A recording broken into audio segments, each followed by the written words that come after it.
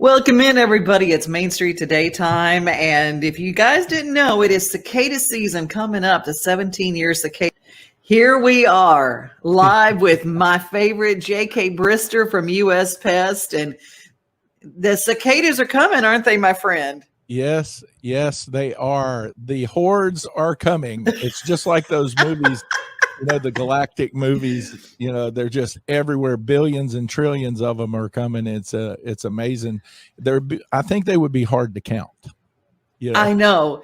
I always laughed. I said, the plagues are upon us. I said, but I laugh because, your lovely wife, Erica, and I both put the red on the door across the doorpost to protect us when we went into the plagues. Right. I said, I didn't know how true it was until we started. Right. Well, the funny thing, and actually in my prep for this, I was making some notes and biblically speaking, these there's going to be thousands and thousands of sermons about the plagues and different things, but these are actually not locusts. That's a misconception. Locusts do eat fields and like destroy crops and do all that. The cicadas, but the preachers, they're still going to preach it. People need to hear it, but they're more like aphids. Little aphids underneath the leaves and stuff that we treat at U.S. Pest. They're more akin to them than locusts. So they don't actually destroy anything. They just come out to sing a song of love and go back in the dirt. It's crazy. And it is their mating season. It's their love song, but it is loud and it is. Do you remember driving on the interstates and you could literally hear the crunch under the car wheels? Right. And they're kind of useless. There's not nobody even knows why they do what they do. Science can't figure it out. There's a bunch of theories, but the truth is that nobody knows what benefit they are, other than just maybe seasonal change. Like there's a bunch of ideas of why they exist, but none of them were real. They're just guesses, right? Because you can't get into the mind of a cicada and figure out why they do what they do, However, I remember when we were kids, and I think you remember this, I loved collecting all the husks, like the little husks that are in trees and things like that, just like that picture right there.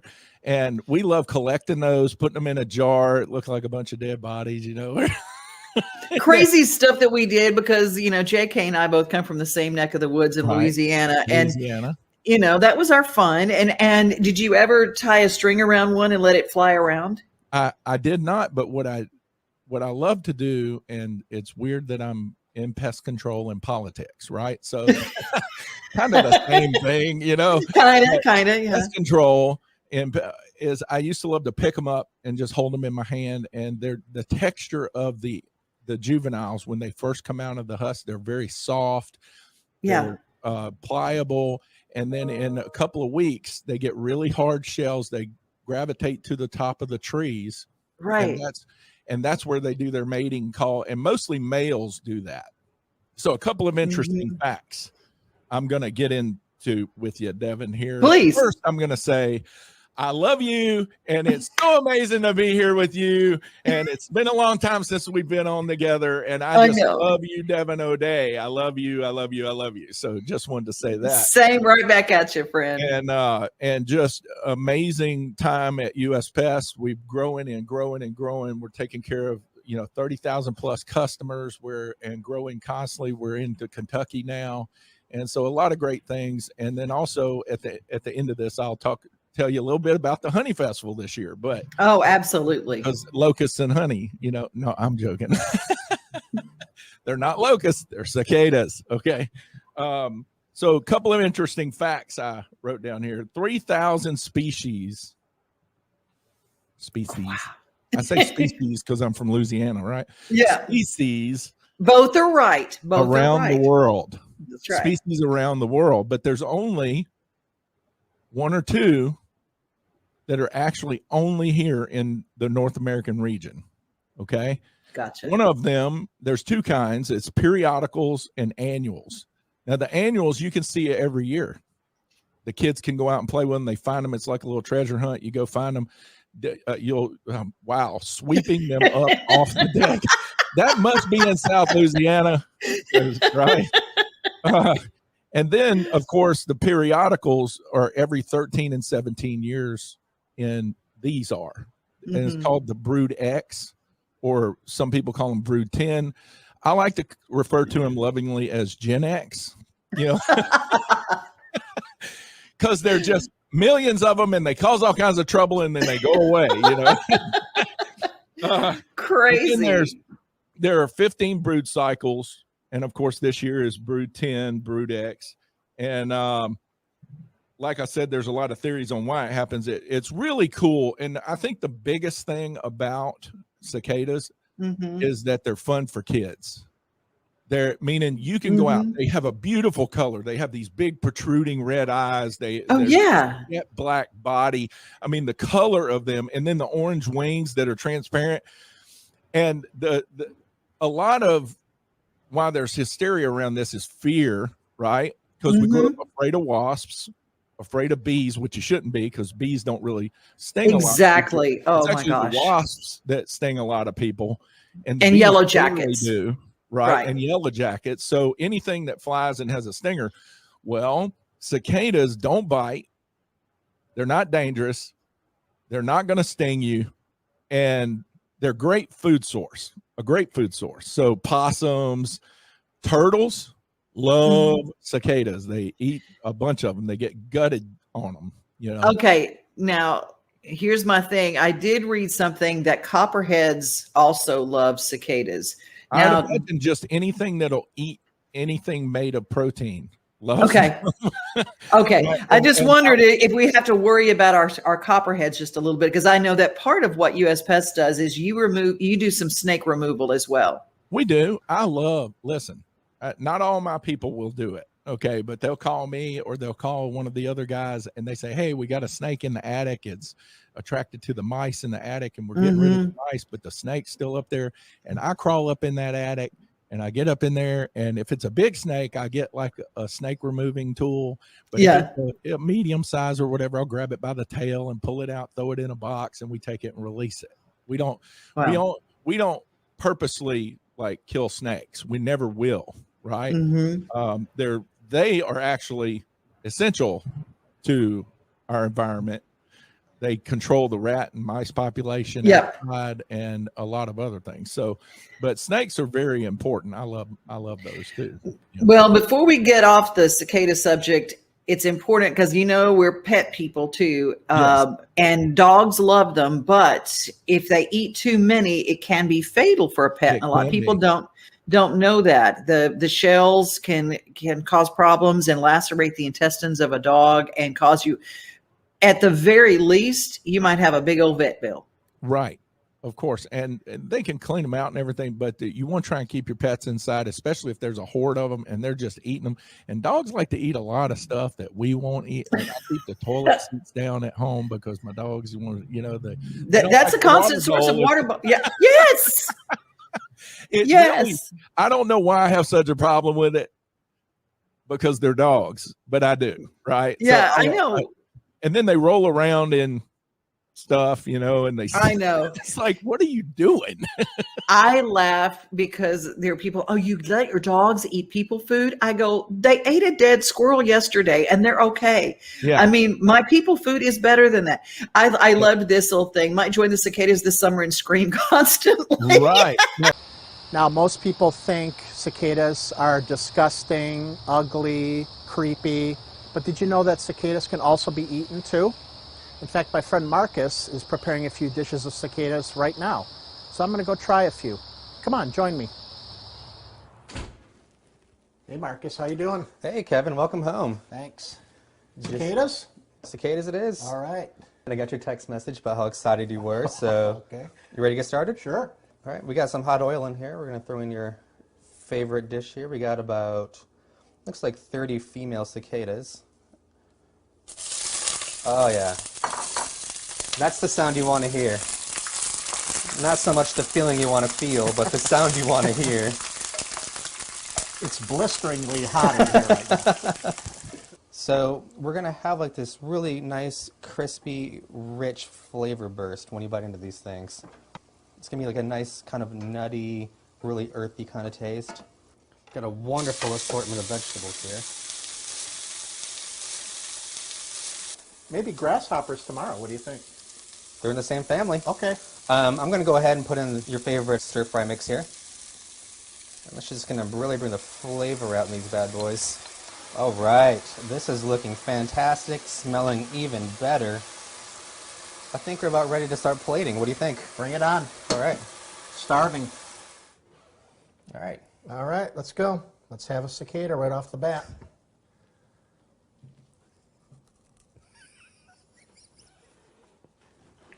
Do I eat the eyes too? The eyes? Little crunchy. Got a leg stuck between my teeth here. We just made the simple stir fry. Basically, it's just stir fry with cicadas. It's really simple, really good dish. We'll go 4 at once. Hang on, Ruby. I'll give you some.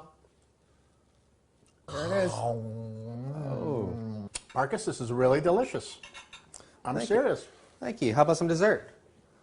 Oh, yes, yes. Well, yeah, let me try a little dessert. There you go. In mid-meal here. Got some chocolate-covered cicadas for you. Okay.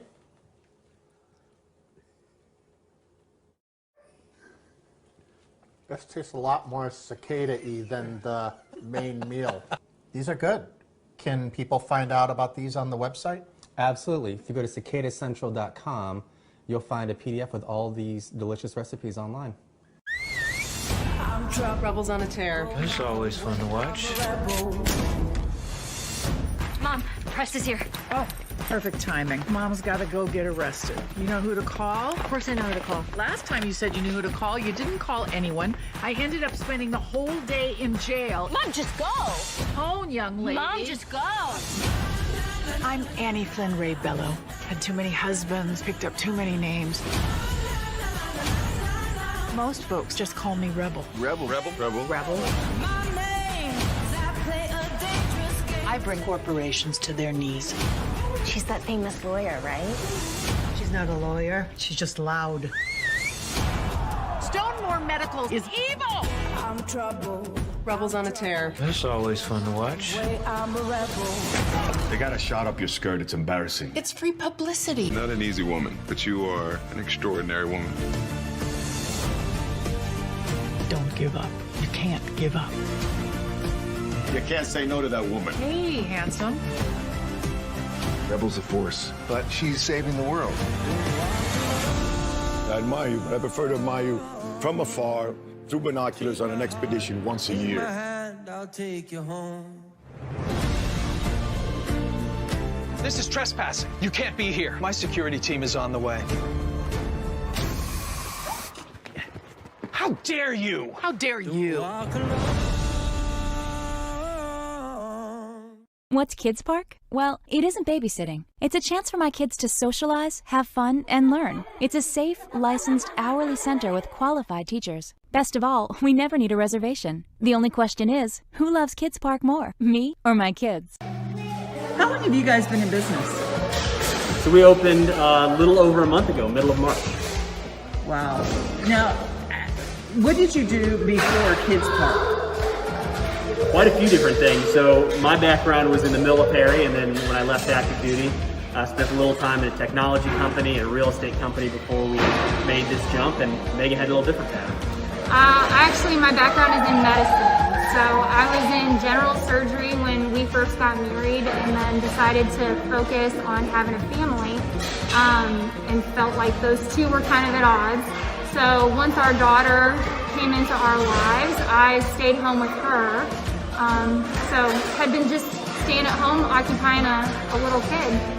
Not much different from what I'm doing right now. You know what's amazing too, with that medical background and military background, oddly enough, I see where those play perfectly into what you're doing now. It's been good so far. I mean, the teamwork aspect, one of the things that's been the most fun for us, I think, has been working together. Kind of the divide and conquer when it comes to the day-to-day and the overall running the business. It's been a lot of fun to see Megan take certain things and run with it, and then I go a different direction with other items. To your point, I think we both have kind of that mentality of attention to detail, so I think that's worked really well in our favor here. And if I were going to leave my child somewhere, knowing that someone had military experience and someone had medical experience, I'd feel very safe with that. You know, rather than the teenager down the street that may or may not have a lot of experience at all with children. Yeah. Hopefully, there's a little more to do here than a babysitter. Always a place for babysitters. Did a little babysitting growing up. I think you did as well, right?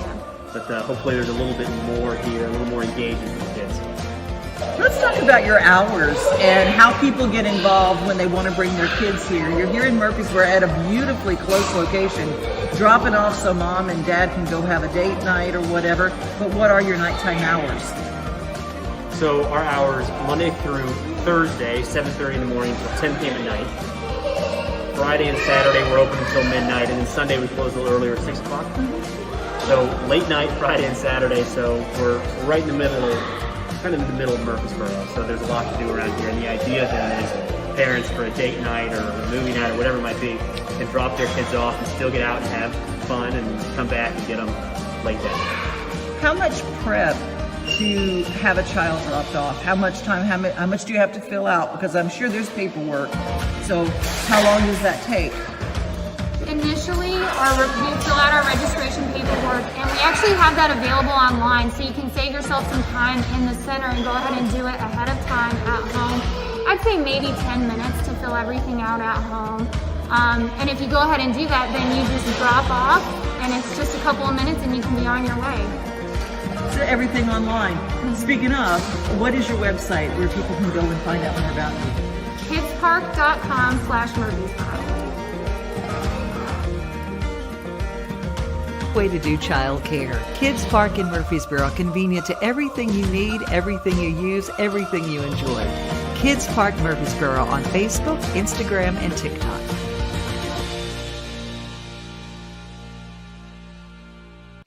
And we're going to check out a really cool thing happening in Portland. If you have children or grandkids, or even if you don't, you want to be part of helping kids read. And Kimberly Rice is with us today. Kimberly, from our Portland Sun area of the country. How are you today? I'm doing quite well, thank you. How are you? I'm so wonderful, and I'm so excited to talk about books and reading for a really great organization. Here's your logo that is on your Facebook page. Tell me a little bit about how you started this organization. Actually, I'm sorry, can I get you hold on? I hate this. I'm at work. Hang on just a minute. No. Go right ahead. What she's part of is the Kids Book Drive, and it's going to be taking place in Portland, Tennessee. And it is throughout the week. And one of the things that they're going to do there, she has a Facebook page, and it is called An Open Book for Kids. And no worries. Hey, look, this is our new whatever. I don't know if it's new normal or not, but it is new. It's what we have to deal with it every day. Yes. And we appreciate you being with us. Now, we talked about an open book. When did you start this group? I recently just started it last week, to be honest with you. This is brand new then. It is brand new. I work for First Baptist Church here in Portland, and we are getting ready to begin our kids' summer feeding program. And what we do is we go to 5 or 6 different areas of Portland, and we gather the kids in that area. We do a Bible story, we give them lunch, and we do a craft with them. And I just thought it would be a great idea to also give these kids a book to take home with them. We have so many kids in our area that are not able to get to the library and do things like that during the summer.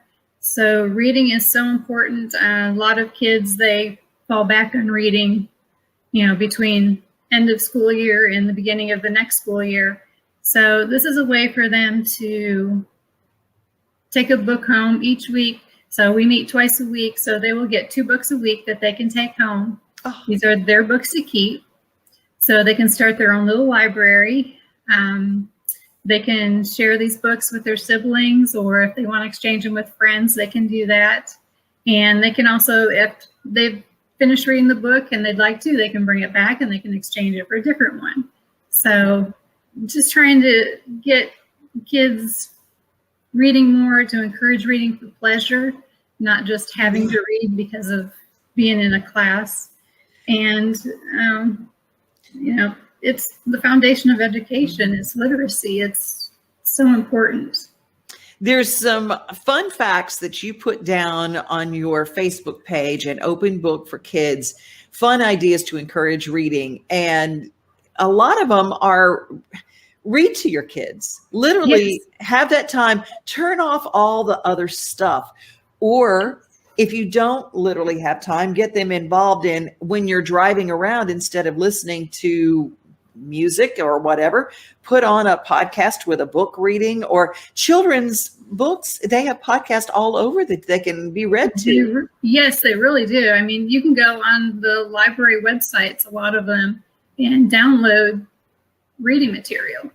So you can listen to it as well. And that's really just as important as reading, having somebody read to you and just spending that time listening, and because it's vocabulary, it's, understanding, it's all these different things rolled into one. So it's really important. Well, Kimberly, you have a lofty goal. How do people bring you the books, and where can they bring you the books, or how do they get in touch with you?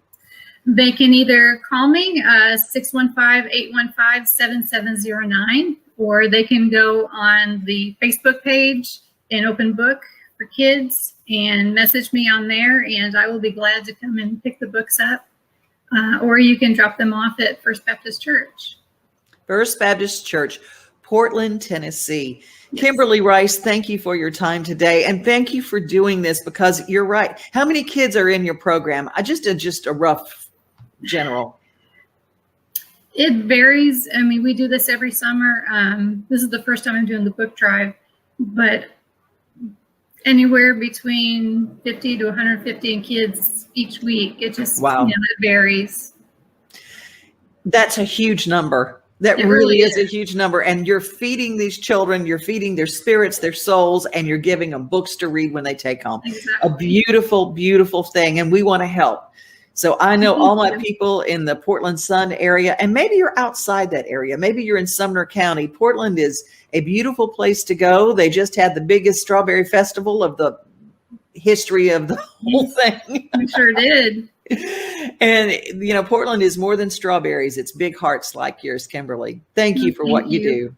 Thank you. I'd like to expand this program as well after we do the summer feeding program, and, give the elementary schools and give to shelters. And we do a backpack program during the school year, and we have blessing boxes around the area. I'd like to put books in there. So I'd like to keep this as an ongoing book drive. This is amazing. Well, thank you for all you do. And we just encourage you, and keep us updated on how everything's going, would you? I will do that. All right. Take care. Bye-bye. Thank you so much. Bye. Bye.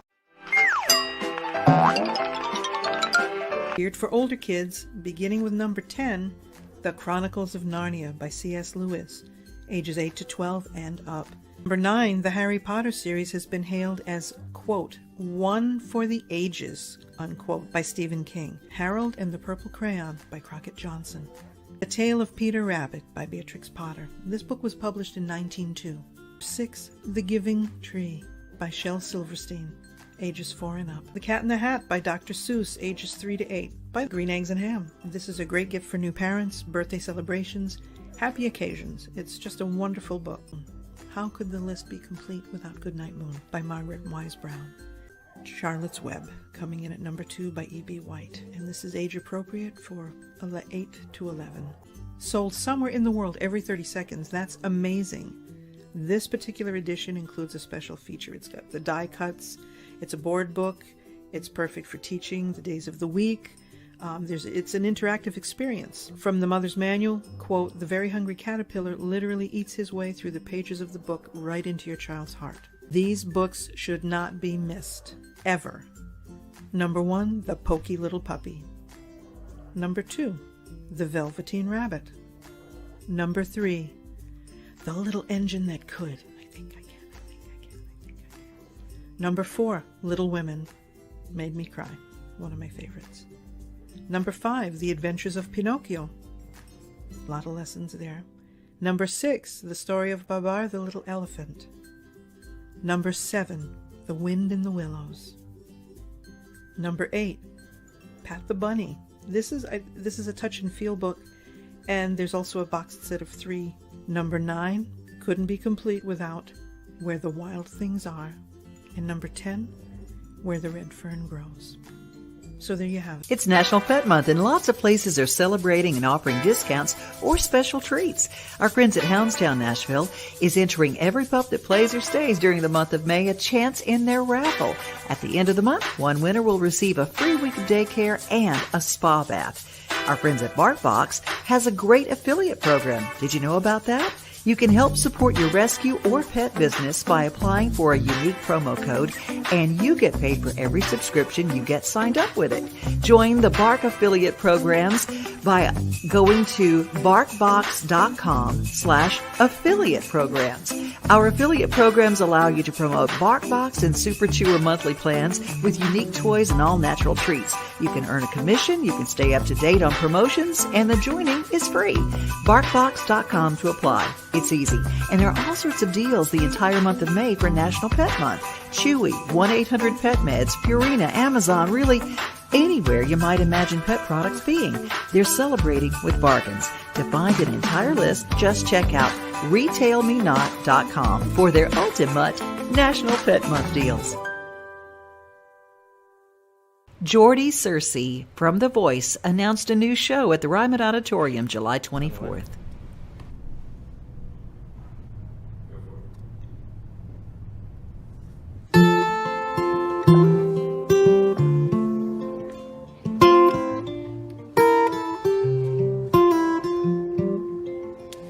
If you're gay and over 85, you fought for your whole life. But when God made you, He just messed up. If you've been raised a Southern belle, born and bred for show and tell, but you lie down feeling never good enough, I'm so sorry for how it's been. We're broken artists, broken pens, we paint our pride and call it truth. I'm sorry no one explained Jesus to you.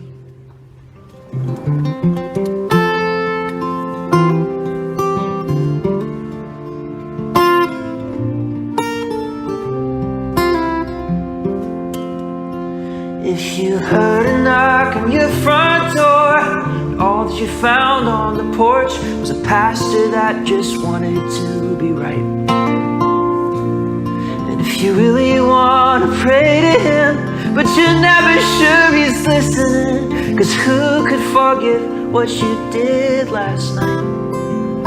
I'm so sorry for what you've heard. We're broken poets with silly words, paint agendas and call it truth. I'm sorry no one explained Jesus to you. Oh, oh, oh, can't you feel it in the room?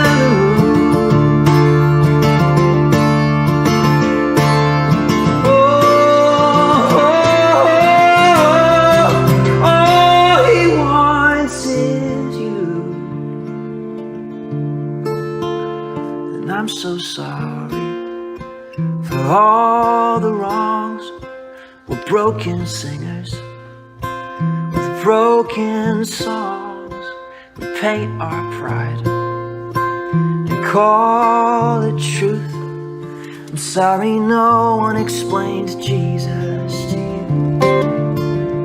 I'm sorry no one explained Jesus to you. I'm sorry no one explained Jesus to you.